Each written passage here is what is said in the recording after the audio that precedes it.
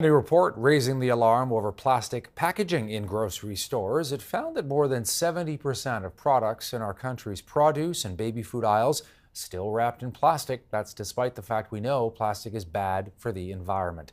For more, let's bring in Karen Wersig. She's a senior program manager for plastics at Environmental Defense. Karen, good to have you with us. Good to be here. Thanks, Todd. Are you surprised by these results? Well, we were thrown aback quite a bit by what we see on the shelves marketed for babies and toddlers. That the baby food and toddler food aisle is now full of plastic packaging. 3/4 of the food is packed in plastic. And, that's a concern not only from an environmental point of view, but of course, plastic is can be a source of contamination for chemical additives in plastics and also microplastics. And so we're just a little concerned. We don't think that the research has caught up with just the sheer amount of plastic that's now being used to feed babies and children. And we really do need to catch up with that. And we think grocery stores need to prioritize reducing the amount of plastic specifically for babies and toddlers. Can you tell us in layman's terms why there has been this increase, which sort of seems counterintuitive in light of, all the knowledge we now have about the effect plastic can have on the environment, Karen?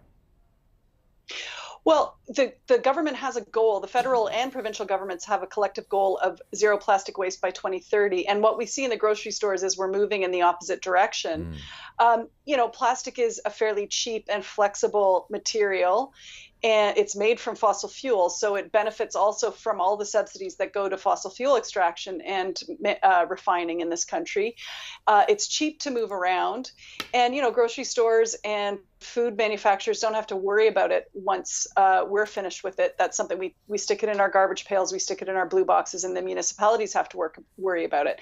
Now that's going to change in places like Ontario, where we're getting into extended producer responsibility that already exists in BC, but it's still too cheap for these producers and these grocery stores to use plastic and let us worry about the environmental and health consequences. And so I think that's really what we're seeing. It's also, if plastic is a very effective packaging material for marketing. So it's very convenient for the brands and the stores to put their names all over things and to put attractive pictures of food instead of just selling us the food that's behind those pictures. What would you like to see here, Karen?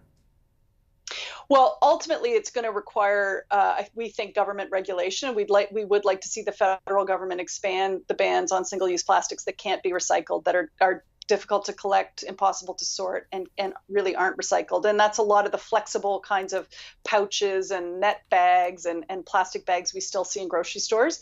And in the meantime, grocery stores should really act to unwrap fruits and vegetables, which come in their own natural wrapping. We shouldn't have to have net bags around avocados or plastic wrapped triple cucumbers anymore, and really to focus on the baby food aisle. Maybe this is a place to scale up reusable and refillable containers, for example, that people could return to the grocery store. When they're finished with them, they can be cleaned out, sanitized, and refilled.